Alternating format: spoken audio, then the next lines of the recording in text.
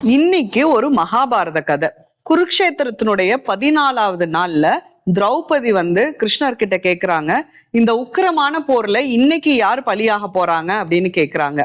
அதுக்கு கிருஷ்ணர் சொல்றாரு, இன்னைக்கு ஒரு மிக நல்லவன் பலியாக போகிறார் அப்படின்னு சொல்றாங்க. எல்லாரும் திரும்பி தர்மனை பாக்குறாங்க, தர்மன் தானே நல்லவர் அப்படின்னு சொல்லிட்டு. அதுக்கப்புறம் இவங்க போருக்கு போறாங்க.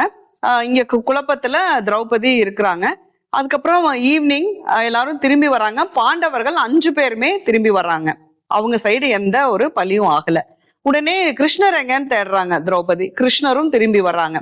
அப்போ திரௌபதி கேக்குறாங்க கிருஷ்ணர் கிட்ட, காலையில போகும்போது ஒரு மிக நல்லவர் பலியாக போறாங்கன்னு சொன்னீங்கல்ல, அப்ப தர்மனும் வந்துட்டாரு, யார் இன்னைக்கு பலியானாங்க அப்படின்னு கேக்குறாங்க.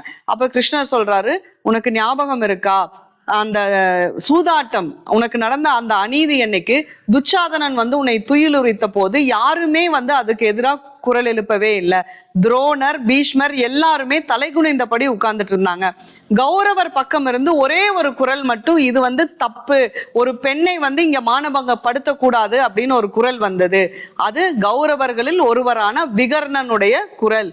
அவர் தவறான இடத்துல இருந்தாரு, ஒரு மிக நல்லவன்.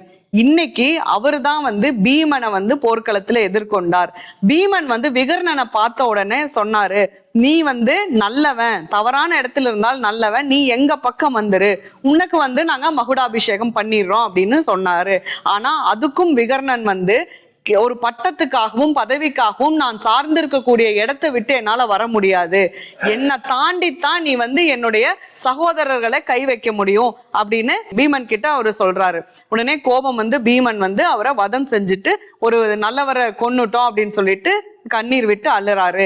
விகர்ணன் அன்னைக்கும் சரி தர்மத்தின் பக்கம் தான் நின்னாப்படி, இன்னைக்கும் சரி இன்னைக்கு நான் சார்ந்திருக்கக்கூடிய இடம் ஜெயிக்க வேண்டும் சொல்லிட்டு தர்மத்தின் பக்கம் தான் நின்னாப்படி. அவன் தான் மிக நல்லவன். நல்லவர்கள் சூழ இருந்து அந்த இடத்துல நல்லவனா இருக்கிறது ஒரு பெரிய விஷயம் இல்ல. தன்னை சுற்றியுள்ளவர்கள் எல்லாம் அதர்மத்தின் வழியில் செல்லும் போது விகர்ணன் நல்லவனாக இருந்தான் அப்படின்னு கண்ணன் திரௌபதிக்கு பதில் அளிக்கிறார். Happy living. அன்புடன் அருணா.